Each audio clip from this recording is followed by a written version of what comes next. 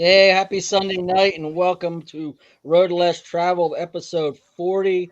Ryan and I are here and we're super excited to have three of the members from Fear Not with us. We've got Gary Hanson, we've got Chris Sorensen, and we've got Larry Worley. And we're going to talk all about Fear Not and what's going on with those guys. They've just dropped this. Hopefully, we'll talk about this for a little bit. And if you haven't gotten it yet, make sure you do, and and these guys will let you know where you can find it and get your copy for yourself. Welcome, thank you guys Thank for being you. here. Brian, welcome. Good to be here. Hello, gentlemen. It's great to be here. Happy as a pig in slop. Yes. So I was blessed to be able to see you guys at Immortal in 23. Missed 24 completely, and I think we just lost Chris.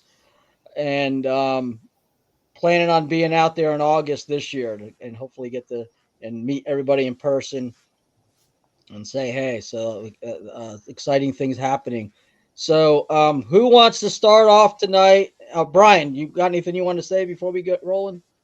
Nope. Nope. Okay. Cool. Let's roll. So who wants to start off and tell us about the new EP you guys just released? Gary. Gary? Who On the spot, man. wants to volunteer? Gary. Gary, yeah, that's it. That's how it always rolls. Who wants to pay? Gary. Who wants to do it? Oh, Gary. So I can just say that I said it before, I'll say it again. I think it's some of our best work. Our producer is amazing. The way we write is we're in separate places, and so we do our parts individually and we send them to the producer and put them together that way. So I really didn't get to hear final products until almost the whole thing was done, and just the way it came out, I mean, it's awesome. Every single song gives me chills. I think that the way that Eddie writes the lyrics and the place where we're all coming from is he calls it a dark place, but I think it's an enlightened place where God is using us to help people through trials of life, and our songs are inspiring in that way, and they're heavy and brutal, and it's great. I love it. I mean, I love all of our stuff, but this is some of my favorite, and I can't wait to actually finish the next 5 songs and have a full album for everybody. So that's kind of how it started. Chris and Larry, I'll tell you about them because they don't have to tell it. If they tell it, it gets real long and boring. But no, okay, besides all of us in separate places, when Larry and Chris do their parts, they're always together, and it's an anointing. I think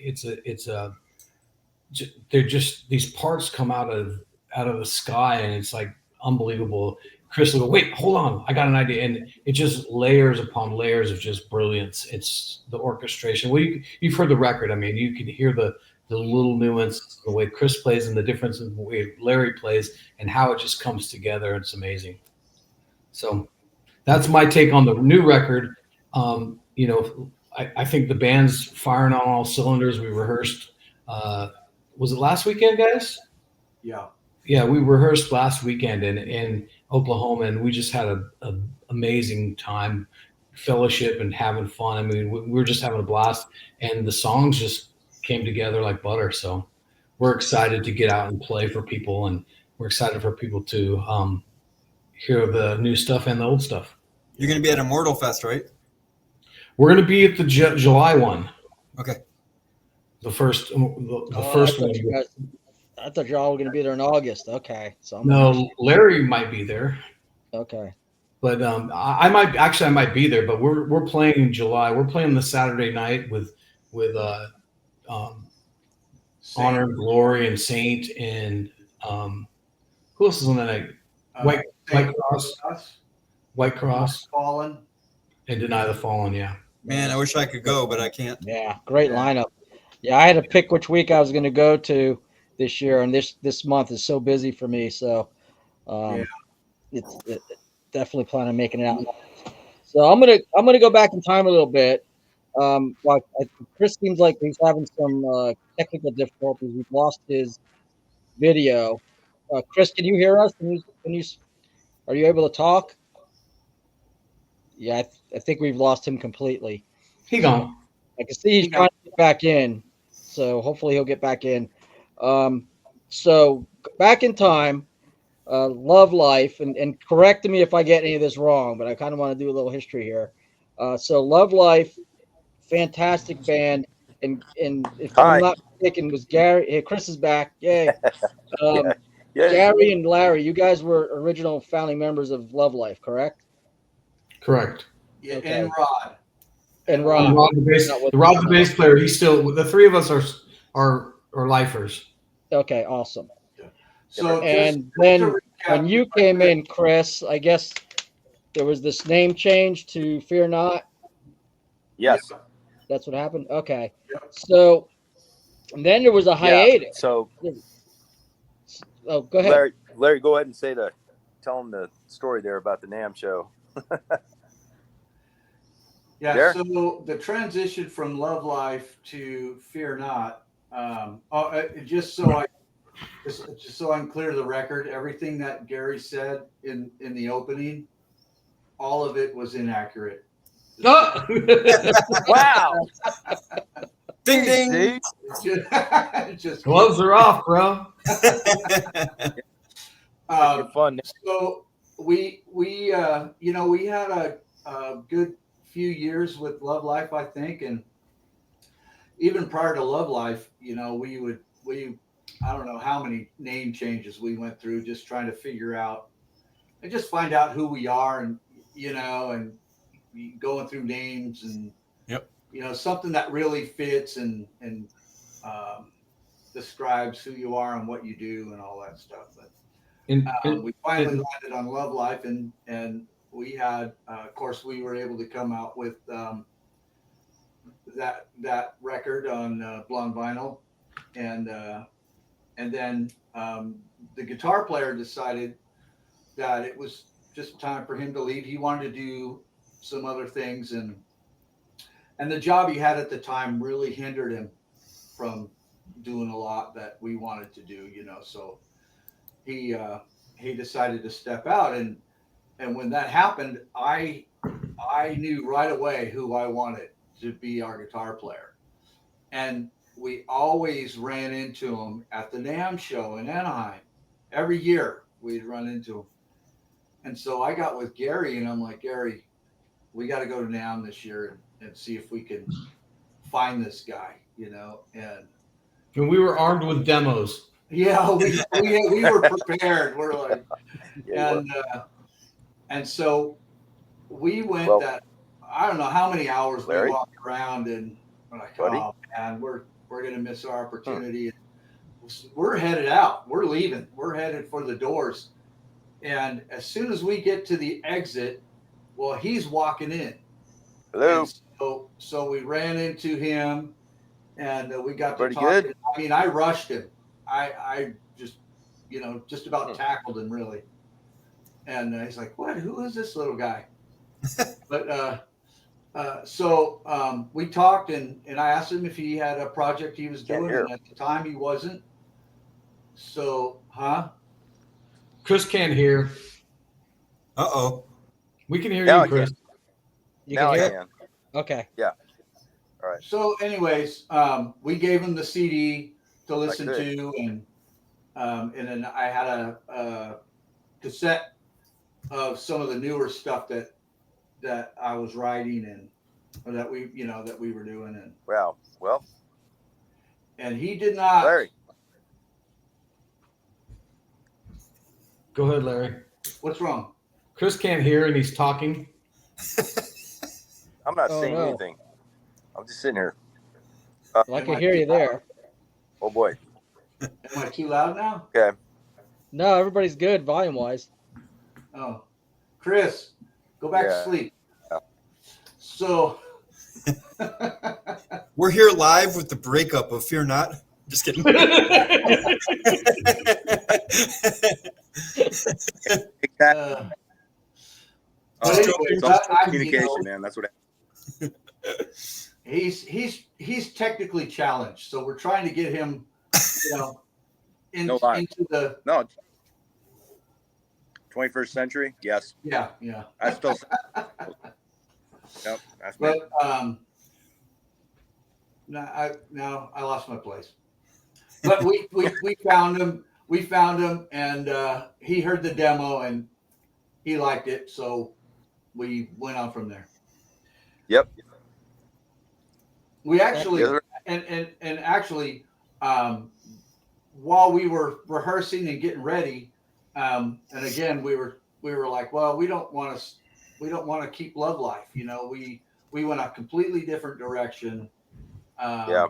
And A lot heavier. at the time where Michael Cutting from Holy Soldier came in and was playing second guitar, and I put the guitar down and I was just lead singer. And he had a name called Fear No Evil at the time. So we went under that name for 6 months or so? Yeah.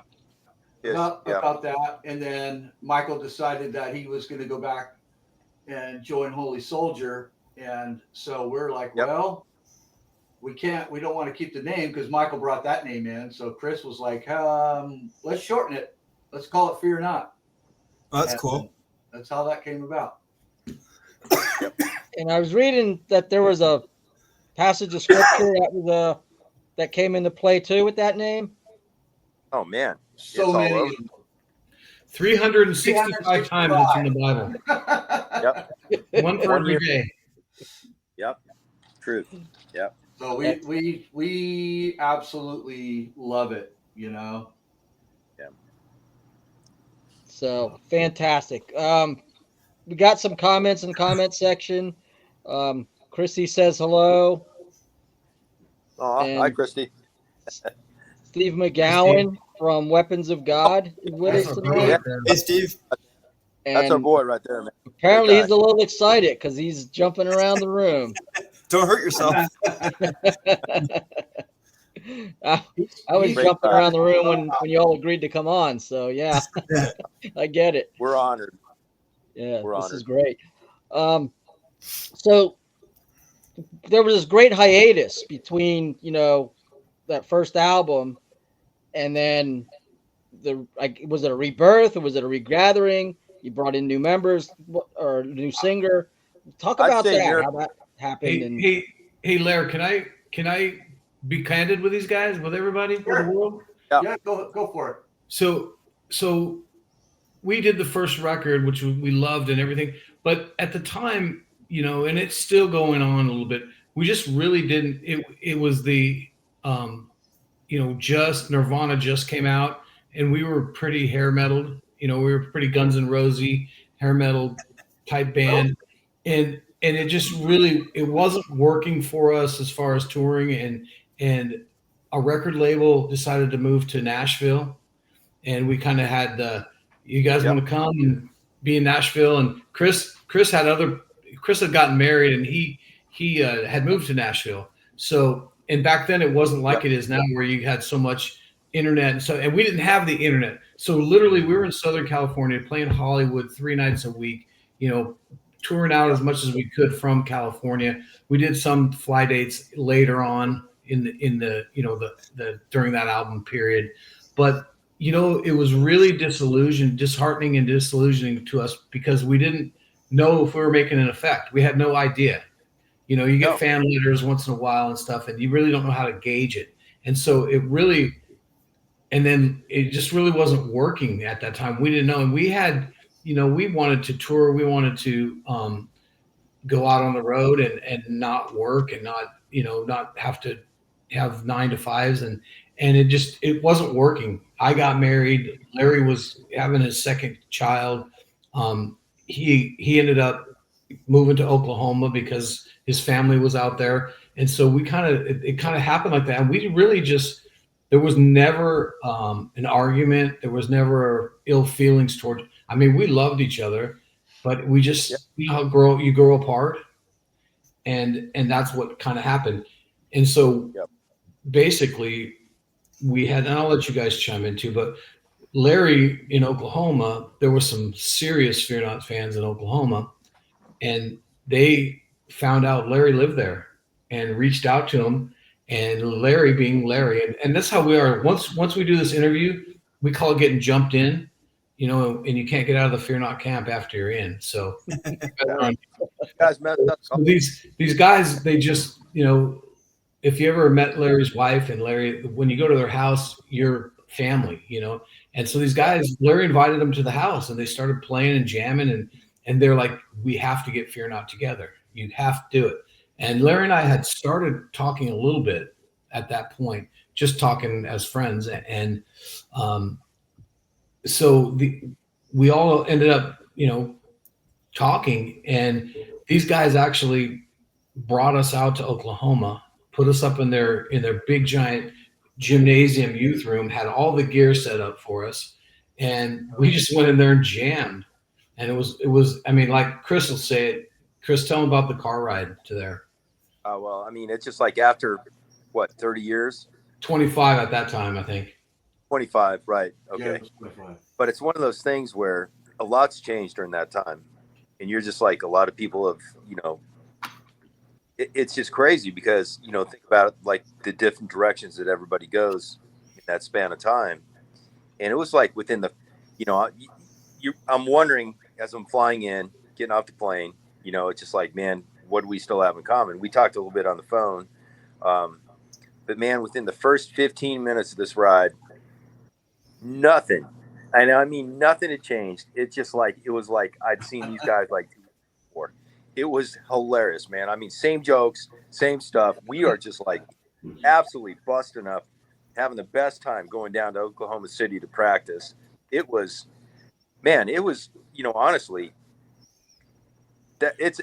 that's one of those things where, it's kind of God inspired when you have it's almost like a family. Yep. Once you get back together, man, it is just like, it's perfect. Because there's times where I've met people that, honestly, you haven't talked to in, even 10 years, and you're just like, I got nothing in common. Yeah. Man, we absolutely. I think we were probably planning on a comeback before we even picked up our instruments, just on the ride to Oklahoma City, because it was just so cool. Yeah, it's just like, man, it's so much fun. I got a few friends like that. I know what you're talking about. Yeah. We don't see each other for 5 years, and then we get together for dinner. It's like, Yeah. That's just like, that is such a wonderful thing. It is. Yeah. And then Larry, you could tell the rest of the story about singing and what happened at rehearsal. Yeah. So, within that hiatus, really the only kind of singing that I was doing was I led worship at my church. So I had, and the only gear I had was an acoustic guitar, and I had gotten rid of everything. And so I hadn't sung like that in years, And before we got together, I was trying to even rehearse with that stuff, and I'm like, what happened? I mean, I just couldn't do it. I mean, to the point that I was choking. If I was trying to sing, my throat would completely close up and almost, choke. And He became human. yeah. But, so, I was telling these guys, man, I don't know what to do, because there's no way I could sing that old stuff, At least at that time, I figured, well, maybe I could, get some lessons going or take some online courses and build my strength back up, but it just didn't seem like it was happening. And so I just said, what if you guys thought about bringing in a singer? It's still the original guys, and then we'll just add a fifth person. And I had somebody in mind that I had met a couple years prior who was in another band, and I approached him and I'm like, hey, and we hadn't talked for a few years, and after we had met, and I call him up and just asked him, hey, Eddie, you know, are you doing anything these days? And again, he's like, no, nothing. I go, would you consider maybe fronting Fear Not, here and doing some stuff? And he's like, absolutely, So he come over to my studio here, and I had a song that I had done years ago, and ended up putting it out on another album with uh, Liberty and Justice, a band called Liberty and Justice at the time. And they liked this song that I had, and they're like, "Can we put it out on a record?" And I'm like, "Sure." So we did that, and I had him sing it. I'm like, "Here, I'm going to put this in, sing it, and I'm going to send it to the guys and see what they think." And so after that, I sent it. They're like, "Heck yeah, let's give this a shot." And so we found out that he had a producer here in Oklahoma who he was using. So I got to meet him, and we hit it off really well. And we go in, and I start laying tracks down for the Wounded Heart CD. And then I get all my tracks done. We get it all arranged and everything. And then we get Rod and Chris and Gary out there, and they're cutting Gary's cutting his drums. And we just had my guitar tracks, and Gary's in there playing Don't Want None on the drums. And this is the first time Eddie comes walking in, and I'm introducing, they hadn't even met yet. I'm introducing Eddie to everybody, and Gary's in there just kind of waving, behind the glass, and I'm like, "Hey, it's Eddie." Hey. And so when Gary starts again tracking, I could see Eddie just sitting there on his phone, just typing. Yep. And he gets done, and of course, Gary does a phenomenal job. He's such a great drummer. But Eddie's like, "Stop! Set up a mic! Set up a mic!" So he had this whole idea going through his brain at that time, and he went in there and cut like the chorus for Don't Want None and laid it down right there. And that's kind of how we all got introduced to each other in that sense.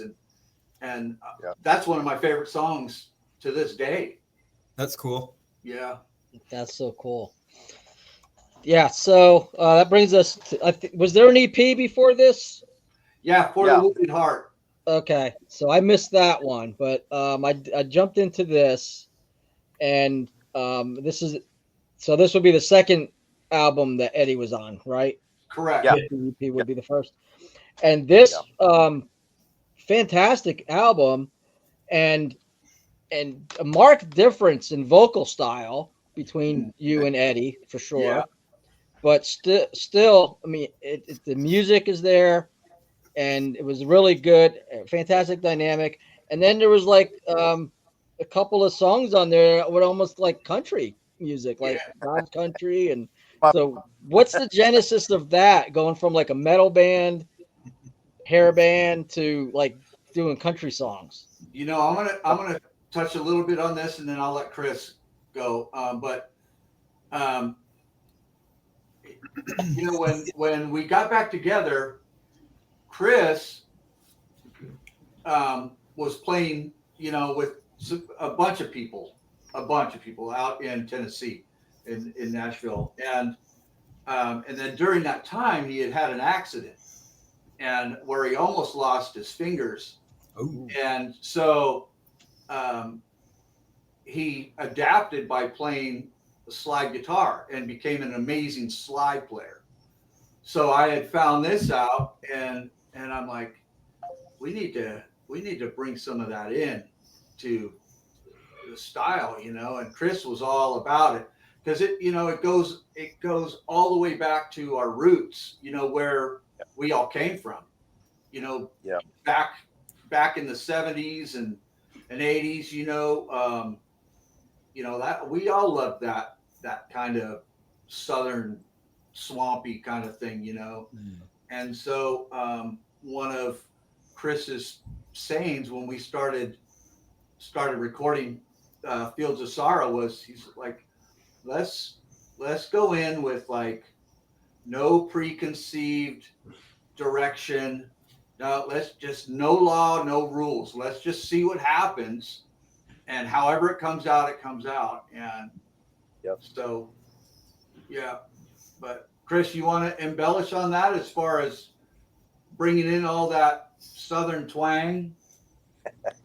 Yeah, I mean, I grew up in Colorado, and my mom and my stepdad were listening to like Buck Owens, Waylon Jennings, and all this stuff. And I always tell people, then I started discovering like Black Black Sabbath, Leonard Skinner, and a bunch of different stuff from the '70s, and that had a big impact on me. And then all of a sudden, fast forward, man, going out to Hollywood and like being involved with all that, and then just listening to just all this amazing, man, I've always loved high energy. But once I went out to Tennessee, like Larry was saying, man, my ring finger on my left hand, I had a really bad accident, and they wanted to amputate it, and it just kind of shut down guitar playing for me for a while. So I adapted by learning how to play slide guitar, which I'd always loved. If you were looking through my CD collection, you'd think I was schizophrenic because I got everything from like bluegrass to Mississippi Delta, just hardcore metal, and I just feel like there's a place and a time for everything. So, but because of that accident, I started doing a lot of traveling with different country artists and stuff like that. But the ones I was really hooking up with it was more rock and roll than anything. And if you listen to a lot of the stuff now, it's just like, man, it's rock with like kind of a country edge to it, or even heavier now. But I'm still like really super into heavy. So we just like kind of experimented, and that's kind of where everything is, came from. So, and again, if you ask me, you got 5 guys that have just been in different directions for 25 years. You're gonna end up with like some different influences. Yep. So it's really been exciting to be able to embrace like everybody's ideas. Yeah. I think one thing too to add to that is that, I mean, if you listen to Eddie, he was in Even the Dogs, which was he's a growler. I mean, he do all that stuff. Yeah. And then you listen to God's Country and you hear, like, even on the new record, Blue and Black, you hear the soul and the just how warm and just like a warm tone in his voice. And it's just a really good way to feature our new singer, like, hey, here's this guy who can growl and he can sing, and it's like not many people can do what Eddie does. And so we're, again, blessed to have him and his talent in the band. So that was another, reason we put that on there, is because it just sounded so good. Hey, Paul, you want to hit the comments real quick? Yeah, we could do that. So Rochelle's with us tonight. Hey, Rochelle. She said, hey, everyone. Can't wait to see you. Love you. And see you soon. Steve says he's loving the new EP. Great job. It rocks. I have to fully agree 100%. Thank you. Sarah's with us. Hey, Sarah, it's been a while since we got to have you on. Hi, everyone. Popping in late. Happy to see you all. Great to see you, too. Well, thank you. And Chris, is your sister married to John Cardaby? John Corabi. Corabi. I'm sorry. I couldn't read that. That's funny. Is my sister? No. That is a difference. That is a true story. Same Sorensen. Her name's Debbie Sorensen. My sister's name is Jen Sorensen. It's spelled the same way. Because I used to live in East Nashville, and when John moved to Tennessee and actually ended up hooking up with Debbie, we're just looking at each other just going, well, we could be related, but apparently Sorensen over in like the Nordic region is like the same as Smith, because I've run into a bunch of Sorensens up in Michigan and Wisconsin and stuff, so it's kind of funny. But yeah, I actually I love John and Debbie, man. They're phenomenal people. Yep. Paul, you know who John Corabi is, right? Yes. What's that? Yes. I couldn't read it's so little on my screen. I was having a hard time reading what it said. I figured you did. He sang with the Scream, and also he did an album with Motley Crue. Yeah, I remember when he did that. Hey, Joyce Carlson's on. I want to say hi to her. Hi, Joyce. And she wanted to know if we were live, and Rochelle answered her and said yes. Can't wait to hug your neck in Ohio soon. Yep. Say hey to Les. So Immortal Fest was Immortal.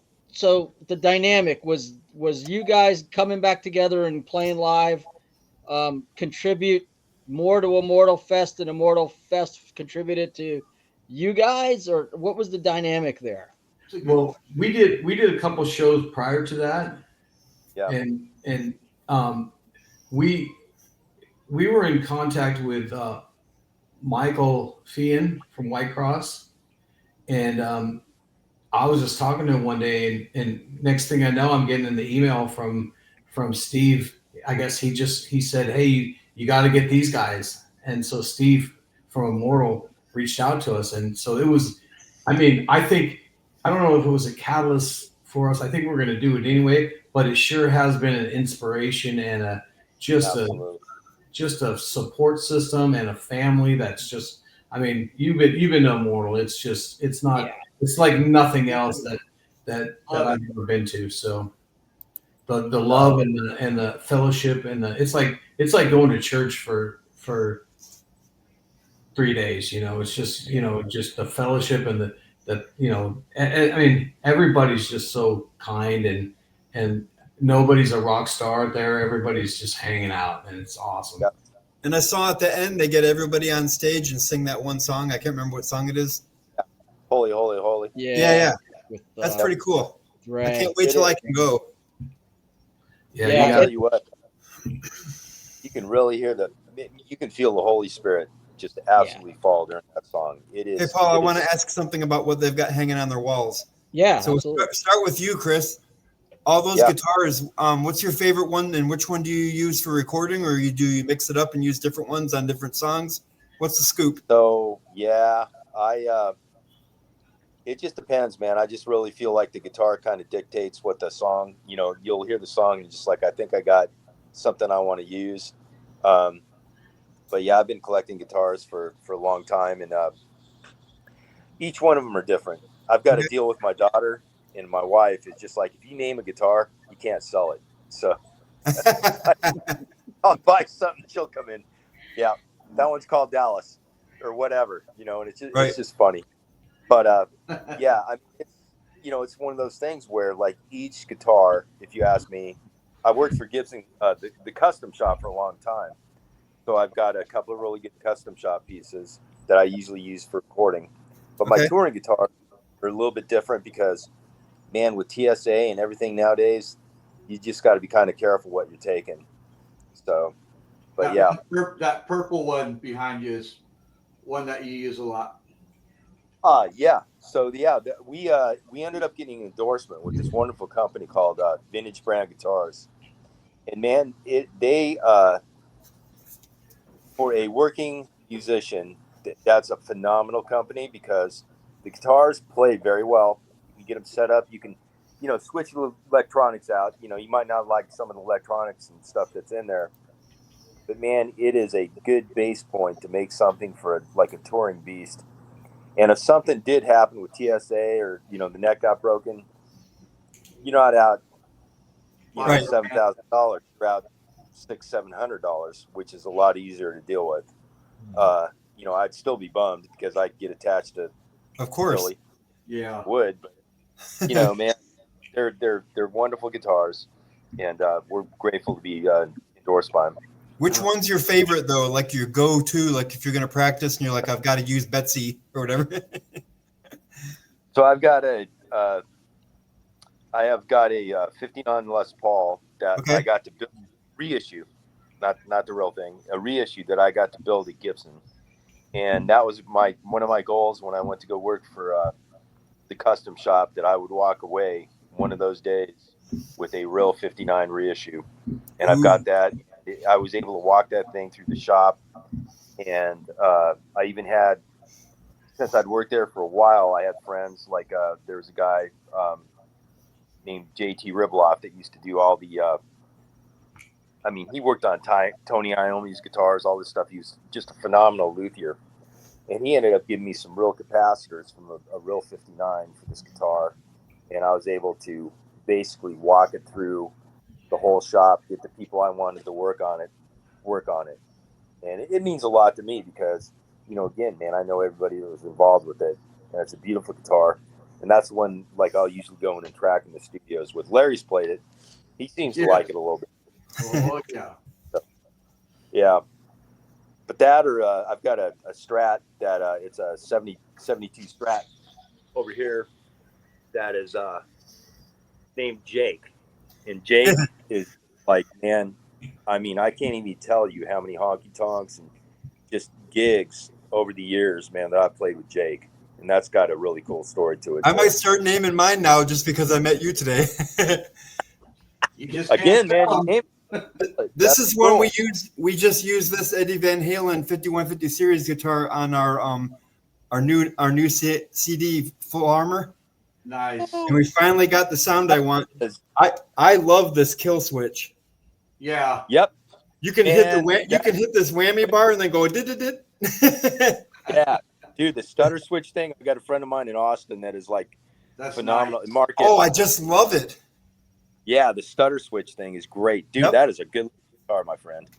Yeah. I had to spend a little bit of money on it, but that's became my main guitar. I have a Jackson Dinky or Dinky, yeah, Dinky, and that one plays nice, but it needs better pickups or something. I don't know, because if you listen to our Only Human album, my guitar sounds like, I always say it sounds a little bit like a bumblebee. I don't really like the sound. Yeah. And then I got a Boss pedal that has like 40 different sounds, and we finally found the sound we want. So I took a picture of the guitar pedal to make sure if my cat bumps it or something. Yeah. Beautiful. No, that is brilliant, man. Seriously, either wax pencil or a picture. Same way. I mean, like, we're talking like a 16th either way. And stuff the sound changes. changes. Agreed. Yep. Yes. Good. I'm not the only one. No, I obsessed with it. It's bad, but yeah, I good like for the you. fact that your EVH guitar has the Kramer style Yeah. stock on it. Yeah, that is too cool. It kind of looks like a hockey stick, doesn't it? Yeah. It does, but bro, that's an homage back to the 80s because Oh, that was it's very guitar talk. Okay, do we want to give the drummer a chance? Sure, I guess. So I play a Les Paul. I see. Yeah. He starts talking about guitars. I have my Taylor and my bass, and there's my Taylor over here on the side. But no, we talked about my drums. I'm currently playing GMS drums and love them. I've got just a really pretty kit. It might be a little bit too pretty for metal, but it's cool. I just actually added a tom to my setup, and I'm kind of having fun with that. But see if you see that Gibson on this side, that's a gift from a good friend of mine named Larry Worley. Oh yeah. So yeah, Larry. And then that's cigar. That's actually a gas can guitar from South Africa. My daughter bought that for me. Oh. And then I got a few more guitars. I had like a lot of guitars at one point, but I stopped collecting them and sold a bunch of them because I didn't name them so I could sell them. I'm really fickle. I go through drums and guitars and like every year. So give your cymbals a plug, brother. Oh yeah, I told him about it. Yeah, red cymbals. I ran across. I had to. I mean, it's funny because my very first kit after Fear Not, this friend of mine who actually produced the drums on the first EP and the first record, Gooch Ibarra, he was working at Guitar Center one time and he called me, said, "Hey, I got this drum set and I can sell it to you for a stupid amount of money. And in fact, I could sell it to you for a price that'll get me fired." And I go, "Why don't you do that?" He goes, "No," it goes, "I'm going on tour tomorrow. So I'm quitting anyway." So I've got this premiere kit. And so the same guy, Gooch, called me up one day and he said, "Hey, I just played at this church and they have these amazing cymbals from Australia called red cymbals. You got to check them out." And so I started looking them up and looking into them. And then I found that like at that same church, a week later, they were having a what they call a woodshed. And they put like 5 drum kits on. They put all these cymbals on the drum kits, and like 5 guys get on and start playing together. And, and then they have a pro guy on there that comes in and does a little clinic, and it was awesome. And I fell in love with them. They just sounded so good. And then they gave me an endorsement. So, and then awesome. They started, building sticks, and they gave me an endorsement for that. So I actually have some autographed Gary Hanson sticks. So yeah, they're a great company, great guys, Christian guys. I can't say enough of good stuff about Reds. The only thing I'd say negative about them is that they're in Australia, so they have to, they have to send you have to pay shipping on the that long ship. But great cymbals, love them. Gary, I loved your segue to get us guitar guys to stop talking. that made me crack up. What? Very subtle. Yeah, that's great. I don't like getting beat up. I like to get my point across. Chris, no, I love guitars too. Take him to a dark alley sometime, you and we'll get him. No, no. You go ahead. I need backup. It wouldn't be me. I'm not your guy. But I actually love guitars. I can sit and listen to these guys talk for hours. I learn. Right. I know more about guitars because these two guys than I hang out with guitar players more than anything because they talk a lot. Well, just for the record, I did play drums on one of our songs. It's about my wife when she died. So it's a song called "I See You." And my drummer, John, he said, "You should do the drums on this." I'm like, "Really?" So I did do one. Wow. Cool. Man, brother. I'm kind of. They don't let me touch a guitar if you're not setting. They go, "Oh, can you grab a cajon?" I'm like, "I want to play guitar." Nope. No, don't even look at it. No, yeah. No. Turn it up to 11. Can I look at it? No. Don't even touch it. Don't even look at it. It's a Spinal Tap. Yeah. Larry. Iconic movie. Yeah. All right. So you guys did a cover on this album, and then you had a cover on the EP. Sure. And great covers, love them. Millions of songs to pick. How did you land on those 2 songs? I probably had a lot to do with God's Country because, again, man, I'm in Nashville, and just I play with different artists and stuff also on the side. Fear Not's my main gig, but I'll do things with different people. And that song had come out, and I was listening to lyrics, and it just connected. It just really did. So I brought that forward, and Eddie and Larry and Gary had heard it and stuff, and I'm just like, man, what if we do like a super heavy version of this? And they're just like, yeah, let's give it a shot. So that's how that came about. And then we've been talking about Larry Blue on Black Yep. We were talking about Blue on Black for even before that, before we did God's Country. Yeah, dude, it's one of the very, very well. Yeah, one of the ones that we were considering, and we ended up going with God's Country just because it seemed like it was, an appropriate fit at the time, and how the ideas started to come together with it so quick. It was kind of natural. Yeah. And then with this one, since Blue on Black was, always in the back of our minds, just one day I was in the studio and I'm just like, okay, we're going to stop talking about this one and we're just going to do it. So I laid the scratch track down, went through it, and then I laid my electric part down, and I sent it off to our producer, and he was like, "Yeah, this is sounding good." And so he kind of just added, threw back a little scratch track with some drums and stuff on it, just to kind of give us something to hear back, and we're like, yes, that's where we want to go with it. And I love, like, Kenny Wayne Shepherd, the original composer, if you will, I guess, of the song, and a couple of his co-writers. I love the way he explained it when he was talking about where the song came from, and basically that there's so many. It's basically like a personal interpretation. So whatever the listener hears and gets from it, because it's such a wide open, I guess, interpretation of something, And for me, it's like everything that everybody's is just going through.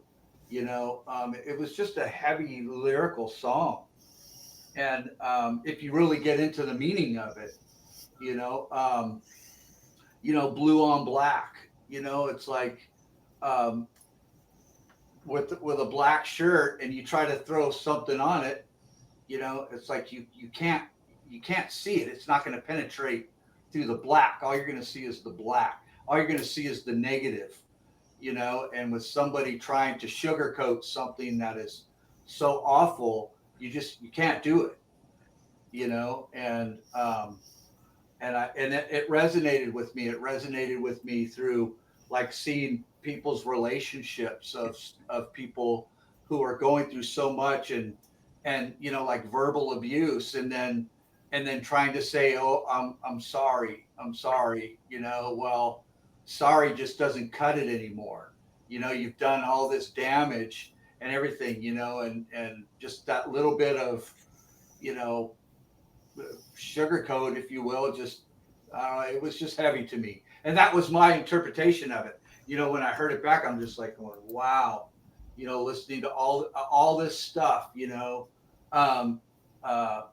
there's so much more into the lyrical content that you could take those, what do you call it, Gary? What do you call it? Come on, I'm searching for the nuances. Word. Come on. I don't know what you're talking about. I'm just a drummer. Wow. Well, match on a fire. A match doesn't really do much when you got a fire. Yeah, they're opposites. Yeah, it's just. Well, they're prerequisites to each other. Yeah. So, anyways, that was it for Blue on Black. Plus, it fits our style. I think. I just love that Southern rock kind of deal. So who's living where now? Oklahoma. Tennessee. You guys are both in Tennessee. You're both in Nashville. No, kind of. I'm 30 miles. I'm 27 miles on the one side, and he's like 27 miles on the other side. So okay, yeah, we're an hour apart, Chris and I. I'm in Knoxville. So where are you guys at? I'm in Gallatin. Hey. Gallatin. Okay. Murfreesboro. I was there last year for work. So yeah, I'm up in Michigan.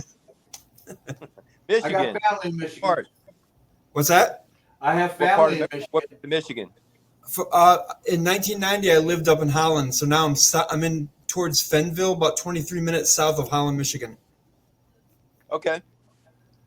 Great Romulus, Michigan is where a lot of my family is, kind of around Detroit area. Okay, that's way over on the other side. Yep. Isn't Michigan like the fingers? Yep. Yeah, it's got a paw, and then you got your Upper Peninsula. Yeah. It's the mitten. It drives people crazy because I always have a map of Michigan. I live right here. And then I lived in Florida previous, so I lived here. Dude, That's great. right? Hey, Steve's got a question. He says, Chris, I'd love it if you can get together. If we can get together and you can give me some pointers on how to use a slide on the guitar. I just can't seem to get the act for it. So, man, it's a balancing act. It's got to do with the weight of the. He doesn't want to give his secrets away. You know, it was. I muted him because he was starting to give away our secrets. I'll tell you. I'm just kidding. I've never used one. That was great. was Sarah's dad's an upper. Youper. Oper, yeah. Youper. Okay. Youper. I was wondering how to pronounce that. That's why I kind of threw it up there and figured one of y'all would grab it. It's the Upper Peninsula, but I've heard people say a Youper. So if I'm wrong, people can correct me. All right. Well, Chris is trying to get back in, but while he's trying to get in, talk about, and we don't have a lot of time left, but talk about you came to Christian music. So there, you know, how did the Lord bring you together as a group? How did the Lord bring you together into Christian music? Because ministry, I mean, obviously it's entertainment, it's fun, it's a passion, but it's ministry at the same time. So can you talk about that a little bit? I can tell you my story real quick. So I was in a band playing in Hollywood in the 80s.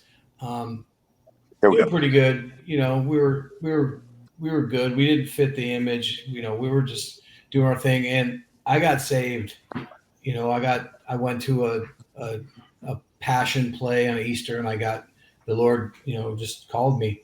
And so I pretty much had to quit that band because, you know, they were partying, and it was, you know, as a young Christian, I don't ever recommend, you know, continuing to be in the same scene you're in, and I started going to church 2 or 3 times a week. I'd go Sunday night, Wednesday, Sunday night.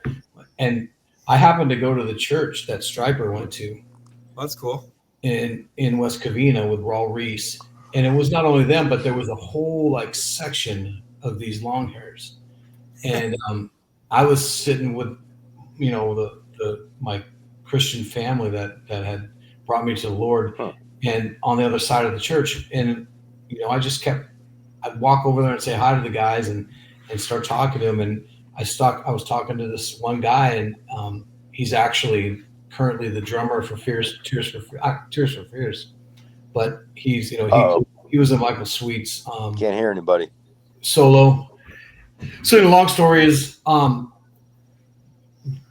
original Love Life guitar player, he went to that church too, and so we started, and our original Love Life bass player too, which before we were actually Love Life. They all went to that church, and we, one day I was talking to Jamie, and he said, "Oh, we got a gig tonight," and I'm like, "Cool, you need some help?" He goes, "Yeah, that'd be great." I go, "Hey, I got a van. I can even come pick." So I went, picked him up, loaded the drums in the van, and set up the drums for him, and I started roadieing for that band. And lo and behold, Darren was the guitar roadie, and Mike, the bass player, was the bass roadie. So his cousin was the bass player, and Darren's best friend was the guitar player. And so we started talking. We started, hey, let's get together. And so the 3 of us started jamming, and then we put an ad in the recycler and got Larry, and that's when it happened. But so that's kind of how I did it. But I didn't play drums for a long time. You know, I just kind of said, I'm going to take it easy. I didn't know how to play drums in church. I was just a, you know, pounder. So that's kind of how I came about it. And as a group, we came together. You know, Surrender was a Christian band, so we were in that Christian music scene right off the bat. That's when, you know, Deliverance and Barren Cross and Holy Soldier, and that's when they were all in Hollywood. We were all in Hollywood literally every weekend, if not a weeknight and a weekend. You know, there's one of the Christian bands was playing in Hollywood. So that's kind of how that started for me in the Christian music scene. I was going to church. I was fired up for God, you know, and that's kind of how I got going. And Larry has a good story too, and so does Chris. Yeah. You know, of course, I think all of us at a young age developed an interest in music, and we all started playing our instruments fairly young, and I was started playing in junior high and getting together with my cousin, and we would try to put bands together, but that was a little hard back then when you're that young. But then we got into high school and things got a little bit more serious. And of course, at the time, we wanted to be rock stars, and we would rehearse in my garage. And every time we'd take a break, we'd go in and get a drink, something out of the fridge or something. And my mom, it would always tell us when we were coming in, one day you guys are going to be playing for Jesus. And I would just laugh. Yeah, sure, Mom. Okay.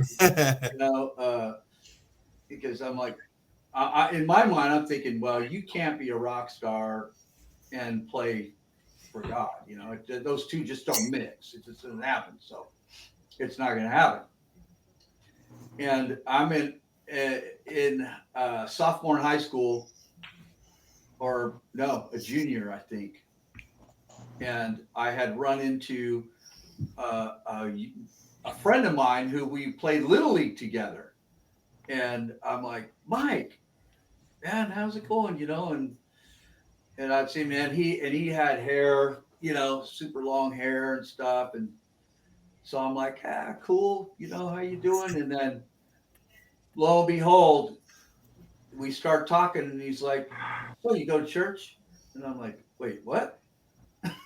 Did that just come out of your mouth? And he's like, yeah. And he whips out a Bible. He's like, yeah, man, got my Bible here. And he's like, why don't you come to church with me? And I'm like, I appreciate it, but no, I'm good. And we kept running into each other in the hallways. And he's like, so you ready to go to church yet? You're like, man, no. And I'll never forget this. One day I'm walking home and he's like behind the gym area, where everybody would go to fight, we're gonna be behind the gym. Well, he met me there, and I'm kid you not, he put me up against the wall, and he was a big dude. I mean, big when I mean he, that guy could bench, 240 or something back, in high school, and he put me up against the wall and he goes, I'm going to tell you about Jesus. You're going to listen. And I'm like, you got my attention. So of course he was goofing around, but no, man, he just knew that there was something there, and that I needed he knew I needed Jesus, God was using that dude to bring you. Yeah, he wasn't about to let me get by, and so I started opening up to him, and I'm like, well, I really want to. I love playing guitar, and I love singing and writing songs, And he goes, well, I'll tell you what. Why don't you come to church with me, and I'll want to introduce you to something. And so we go to Calvary Chapel, Costa Mesa, and this was like 78, I think, or 79, one of those years. And we go, and here, lo and behold, here comes this band out on stage, and it's Resurrection Band. There you go. Nice. Yeah. And that was the first band I saw, and that's where I accepted the Lord that night and changed my life. And then again, and then it just kind of evolves, and then I end up, years later meeting Gary, and we just start playing music together, and then meet Chris, and here we are, 30 years later, and we had that hiatus, and God said, I'm not done with you guys yet. You had a lot to learn in that time. Yep. You guys had a lot to grow, and but here we are, and we're a lot. Well, I don't want to say we're a lot wiser because we're probably just as dumb as we were back then. But I think we're in a place where we're a lot more submissive to what God wants and not just what we want. It's like, okay, God, your hand is all over this, and you've got the steering wheel. We're just coming along for the ride, Great. and so here we are. Yep. Excellent. And we We love have God. reached the hour that I told you guys the show would be. Yep. We're cool to stay later if you are. Chris, I know it's your birthday, and I'm sure you probably have family you want to get to. Did you want to share your testimony real quick, or do you got to go? It's cool You know either what? way, man. No, man, I will. Um, so I grew up in a really dysfunctional, violent, alcoholic household, and it kind of spun me out at a young age. And at one point in my life, I remember when I was younger, I just figured, man, there couldn't be a God, or I wouldn't be going through all the stuff I'm going through. Well, fast forward, I ended up, because of everything that I'd gone through, I ended up getting into drugs, and I think at 14 or I think I was 14, I ended up in a drug rehab center in Dallas, Texas. Wow. And two things had happened there. I'd always been interested in guitar, but at that center, there was a guitar player. I think he's about 19 or 20. Man, this guy was a ripping blues player. And I messed with guitar, but I never really learned guitar. And this guy took the time to teach me how to play. Cool. During that time, also, I had an incredible encounter with God. It's kind of a long story. I'm just going to like paraphrase because I don't want to, take a bunch of time and stuff, but or whatever. Anyways, because of that, I really did. I was able to learn and look back on my life and see the points where God had met me that I just didn't realize. Yep. It was just like, man, I grew up in an Episcopal church, and during that, man, I'm not saying anything about the Episcopalian faith or anything like that, but it wasn't a one-on-one personal relationship with God that I encountered at this rehab. So fast forward, man. I mean, that just learning how to play guitar, that actually saved my life because I was able to go back home, and instead of going out and being with my friends and doing the same old thing I was doing, I just concentrated on guitar playing, and just, man, that really helped keep me on the, straight and narrow. Yeah. Ended up straightening my life out. Ended up going to uh, um, there is a music conservatory. Well, it's GIT. It's Guitar Institute of Technology out in Hollywood. I went there back I think it was like '83, right when all the metal stuff was kicking out. Now that's really funny. Coming from Colorado, man, I was around basically, again, man, I'd heard, some rock, man, but I'd never been around anything like that. So that was a really interesting time, and I kind of got my butt handed to me. Ended up going back to Colorado, and I was just like, man, I'm never, I'm not going back out to California. Ended up getting in a band in Colorado. We had interest, Geffen Records, which was like kind of a big thing back then. We're interested in us, and the rest of the band I was in, the rest of these guys are like, we're going out to California. I'm like, oh man, all right. So I ended up going back out again, but this time God just definitely had some different, there was like a different design. And just to make a long story short, uh, I ended up meeting uh, one of the pastors, this guy Steve Valdez, who was one of the pastors for Sanctuary Church. Okay. Uh, I was coming out of a bar with these two girls, and I was a little on the inebriated side. And I remember this guy walking up to me. These girls like come running up, give this guy a hug. This is the pastor of my church. I'm looking at him. I'm like, man, this guy looks like Jake Lee from Ozzy or something. I'm like, I didn't know Jake was a pastor. But we started talking, and I went from fairly inebriated to sober within 5 minutes. And I'm looking at this guy going, I don't know what is going on. I don't know who you are, but I'm coming to your church. And that's when I started going to Sanctuary. And man, it was incredible. It just man, that there was a point during that time where my life went under a lot of changes, but God proved who he was to me during that time. And man, to the point of just like, it's just there. I think when you're stubborn and you're a kid, or you're just a bonehead or whatever, it takes a while for God to get through. And he did. And it was one of those things where I just distinctly remember one night going, man, if you get me out of what I'm in right now, I promise you I'll serve you the rest of my life. And he did.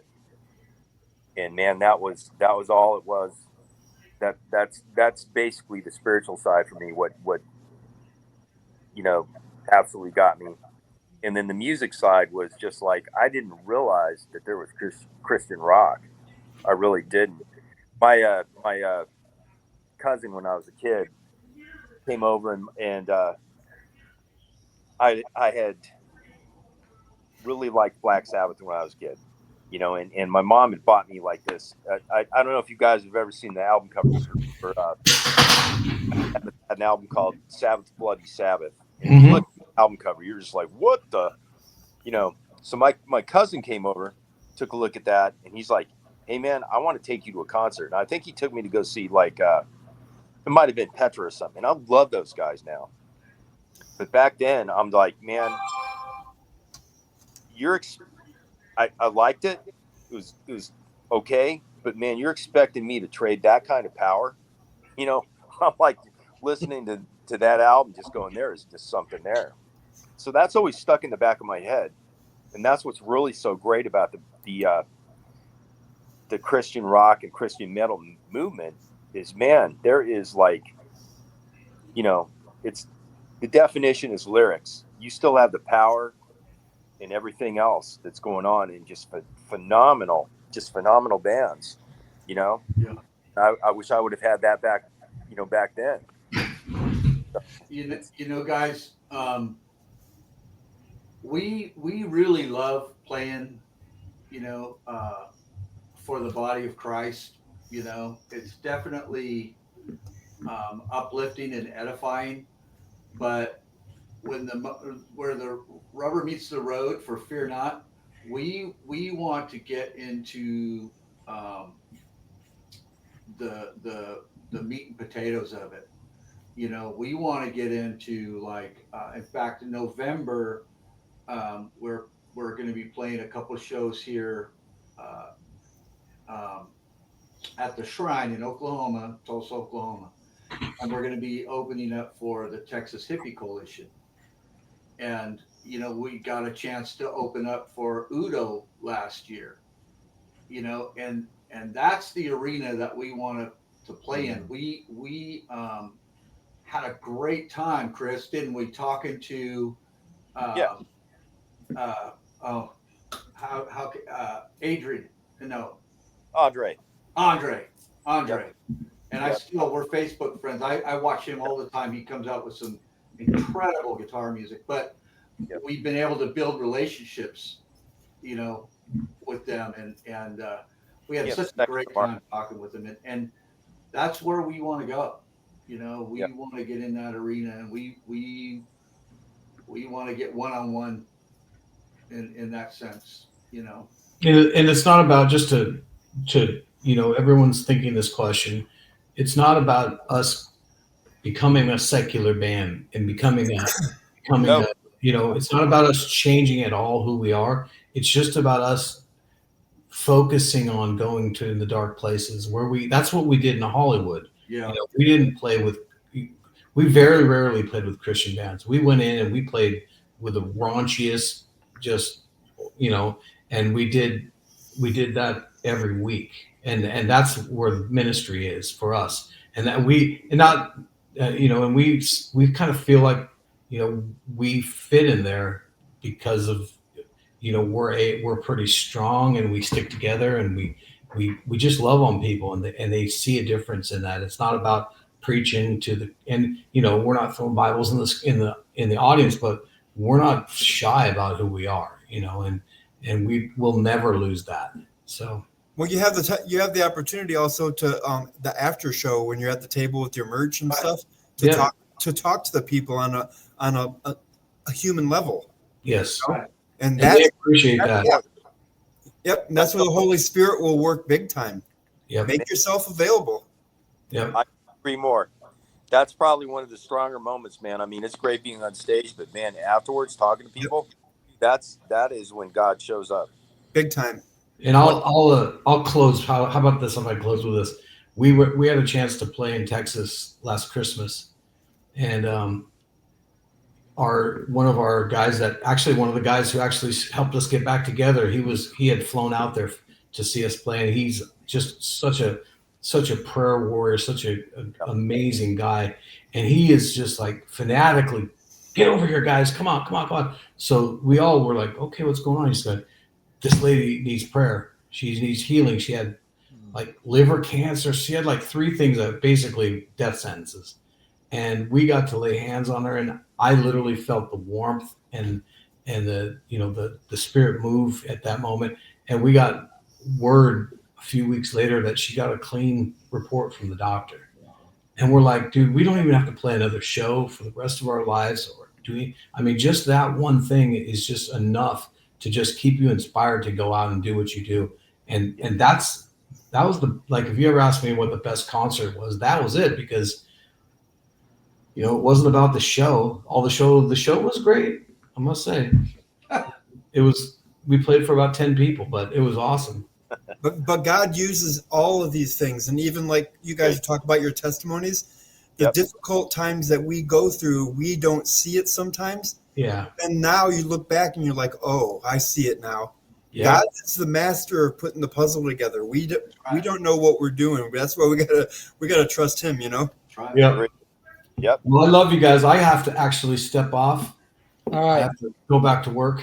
Yes. All right. Well, thank you so much for taking your time to be with us. Lord bless you. God bless you. Man, God bless you guys. Hope to see you down the road. Seriously.